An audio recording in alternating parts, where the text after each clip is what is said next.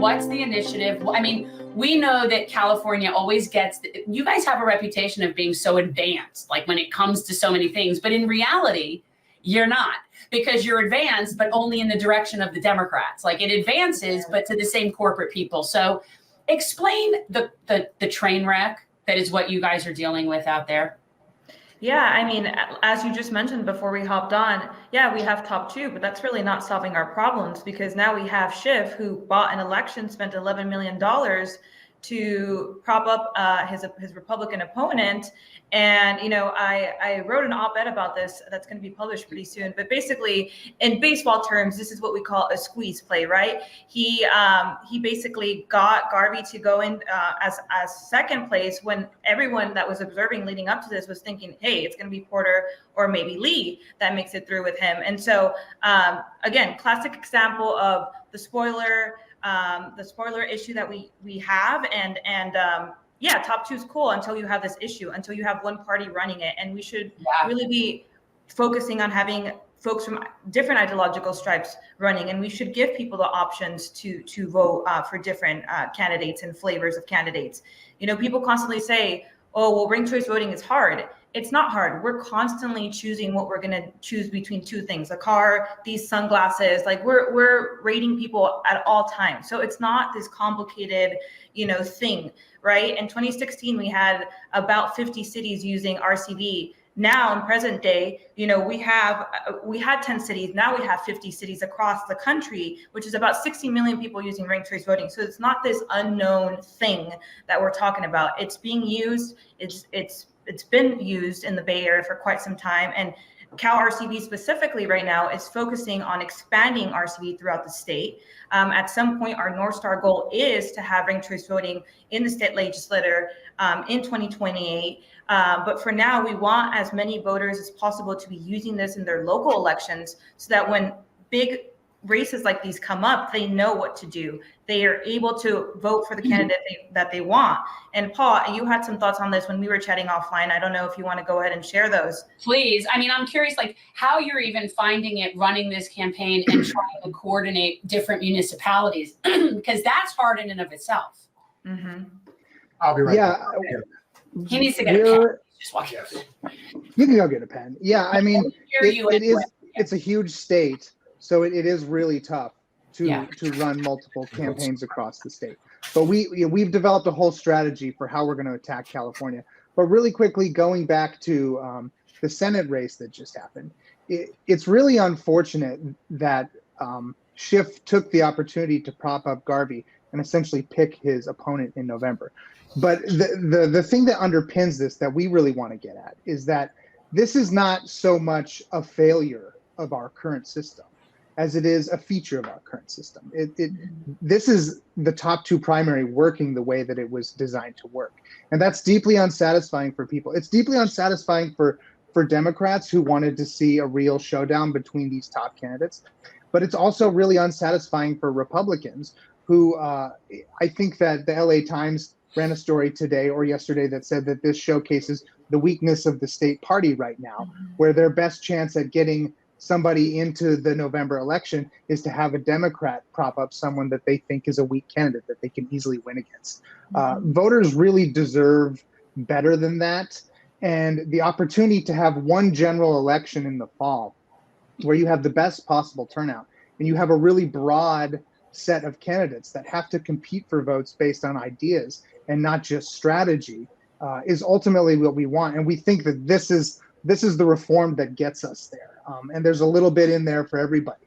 If you're more of a fiscal conservative, then you're going to appreciate the fact that we can completely cut out the primary and have one open election, which will have the costs of elections for this year. And if you're somebody who's more on the progressive end and you want to see a wider, more diverse field of candidates, then this delivers on that too, because you don't have to go through a process whereby the parties hold primaries and have this sort of, death match among their own people in order to see who gets to go to that November final. You can field multiple candidates and allow your voters to choose the ones that they want. So, we want to see this not just on the state level, but on the city level and on the county level as well. And our plan for getting there is to start small and build up to an eventual statewide ballot.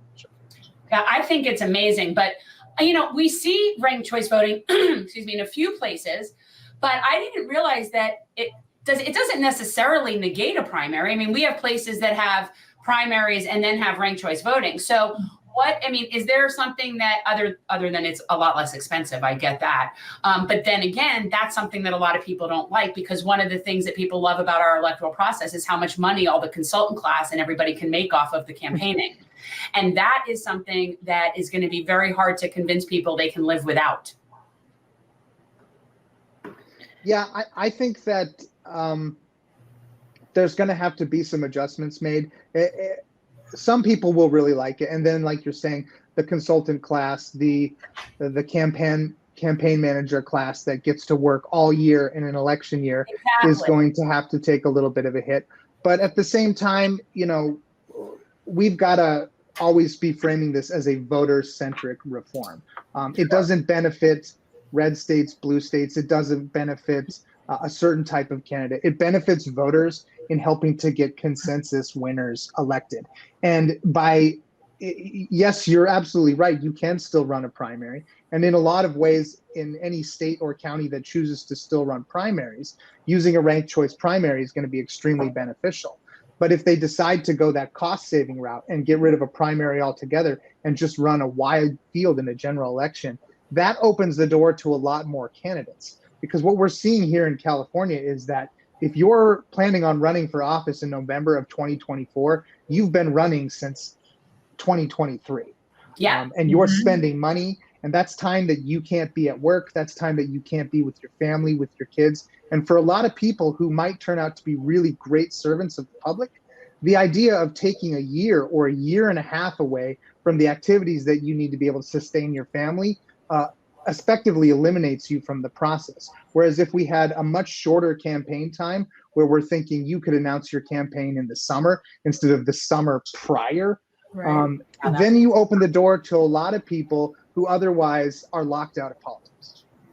And I just want to add on to that. As you know, Alaska has this, and I was talking to the campaign manager who initially wrote the ballot initiative, and he told me, of course everyone was against this, and consultants and labor unions and all the organizations, issue-based organizations were against it. But we've gotten to the point where now we have this coalition, and everyone understands the benefits of it. They can still be involved, and this is good for democracy. It's not supposed to be one side of the aisle or the other side. It's nonpartisan, and so there is a way to get everyone to come to this consensus and understand why it's so vital to our electoral process. And just for me, my background, I'm a dreamer, so I can't vote. And so this is really big for me because I'm really doing the work to make sure that, we're getting people elected that are going to actually do immigration reform.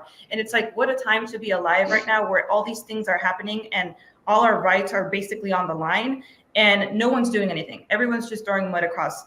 And so we want to be productive. We believe this is the way. And there's like I said, there's a path. It's not a new phenomenon. People are doing it every day. People are building these coalitions. It is possible. It's possible. And, my goal as the ED here is to build those bridges, right? To be working with all parties, not just one side of the aisle. And so, like Paul said, this is so important to us because even this play that we saw between Schiff and Garvey, it's happening on a municipal level all the time. The campaigns that I led as a campaign manager required me to do some of this, and I didn't like it. And it's why I'm here today and why I'm now so passionate about electoral reform, because I've seen it with my own two eyes. I've witnessed it, and it's horrible. Nobody should be doing it. No, now I'm sitting here just feeling angry that you can't vote. I know. It's frustrating. That's really that. And is that like forever you can't vote? Like, how does that work? That you can now forever not vote? Like, can you ever vote? Like, what is that? It's basically I'm in limbo, and whoever our new president is going to probably bring DACA up again, and that's when I'm really going to start freaking out if it's a certain president. And so, you know, I have to continue doing this because it's my livelihood on the line. And, you know, I live in a mixed status household. Listen, excuse me. I just have something very important to say. I am not in favor of illegal aliens in our country, but I will accept her. She's a lovely girl, and that is okay with me. The head. So I just want, well, I have to fix. I'm all over the place right now, as you can see. I'm sweating. I'm perspiring. I love the Mexicans. They're great people. They're tremendous people, and we're going to support them forever. He has the lines on point. Oh no, he's good. You're a great girl, but unfortunately, I'm going to have to kick you out. I will say, honestly, as somebody who very, very regrettably held my nose and voted for Joe Biden in 20, very much so. And even if we went back and looked at those clips, my only reasoning was at a minimum, I think it helps the DACA people not be living in terror. Like that was honest. Like that's all I thought. I thought, okay, so that's a certain set of people that are mature. And that's the only thing I took with me when I voted for Joe. But I'm sorry to tell you, I cannot do it again. I cannot abide a genocide. So now we're definitely in a predicament. However, I would do anything I can to help you. Like I find all of this absurd. Like it's like junior high school, and somebody needs to be a grown up. Well, I've been saying for the longest time that part of the reason why we have this border crisis, if you will, is because labor is starting to gain traction again in this country, and because we have a billionaire class, the likes of which has never been seen before, and their attitude is simply, we'll just bring in people from other countries and we'll pay them a slave wage, and we are never caving to your demands of a living wage and universal health care. Right. So everyone becomes a political pawn. On one hand, you're helping one group, another hand, you're screwing another. But they're not really helping them. They're helping them to crappy jobs that no one else wants. Correct. That's not helping them. Correct. And that's what they hang over everybody's head. We're not going to help you. We're not going to improve your lives. We're just going to scare the shit out of you and make you think that you think it's bad now. Oh, we could get a lot worse. And that's how they always do. I'm so angry. I'm so angry how people are treated. It's infuriating to me. It's infuriating to me that you can't vote. Yeah, and again, ranked choice voting, it really minimizes the amount of mud throwing and really just focuses on candidates speaking about issues. That's what we want to hear at the end of the day. No one wants to hear about, you know, your opponent attacking you or like personal stuff. That's boring. Like it's not what you're being elected to do. You're elected to do a job. You have a job, pass legislation, and be productive while you're in office. No, I agree. I think it's amazing. Plus, if you have however many candidates you're going to have in like one big general election, even if people wanted to sling mud, there's too many different people. Like who would you be? Like, who are you going to choose?